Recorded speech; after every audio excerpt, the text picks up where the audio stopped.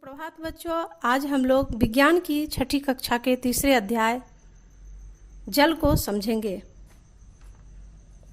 वह कौन सा पदार्थ है जिसके बिना जीवन असंभव हो जाएगा, जो जीवन जीने के लिए आवश्यक है? इसका उत्तर जल है। जल का महत्व। जल प्रकृति के अनमोल उपहारों में से एक है। हम सभी जानते हैं कि पृथ्वी पर जीवन की निरंतरता के लिए जल कितना जरूरी है। मानव शरीर में 2/3 मात्रा पानी की है। पृथ्वी पर हर जीव के लिए जल की आवश्यकता होती है। जल की आवश्यकता केवल मनुष्यों को ही नहीं, वनस्पतियों एवं विभिन्न प्रकार के पशु पक्षियों को भी है। जल के बिना जीवन की कल्पना भी नहीं की जा सकती है। जल रंगहीन, स्वादहीन एवं गंधहीन होता है। यह एक पारदर्शी द्रव्य है।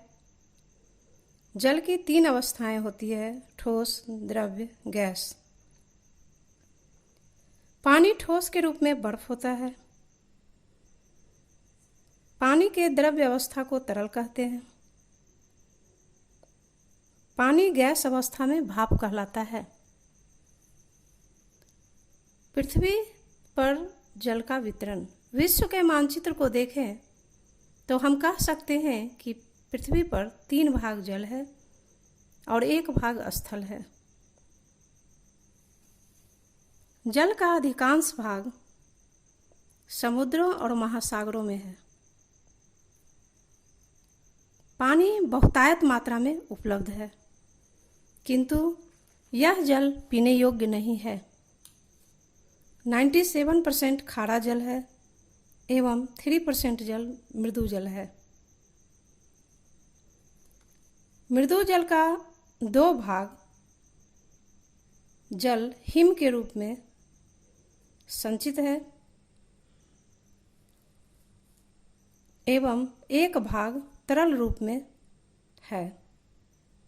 समुद्री जल में बहुत सारे लवण घुले होते हैं, इसलिए यह उद्योग, कृषि या पीने के योग्य नहीं होते हैं। इससे आवश्यकता की पूर्ति संभव नहीं है। जल का रासायनिक सूत्र H2O है। यह हाइड्रोजन के 2 अणु एवं ऑक्सीजन के 1 अणु से मिलकर बने हैं। पृथ्वी पर पानी के प्रचुरता के कारण अंतरिक्ष से पृथ्वी का रंग नीला दिखाई देता है। इसे नीला ग्रह भी कहते हैं। बच्चों, हम लोग जल का उपयोग प्रतिदिन करते हैं।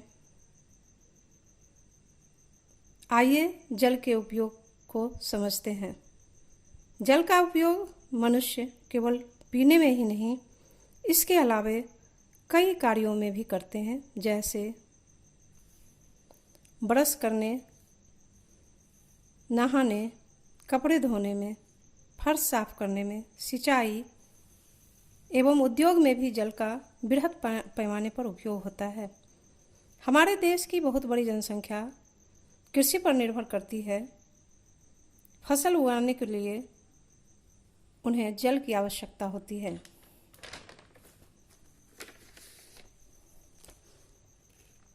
हम लोग आज जल स्रोत को समझेंगे। जल के प्रथम स्रोत वर्षा जल है। जल के द्वितीयक स्रोत महासागर, सागर, नदी, तालाब, झील, कुआं आदि है।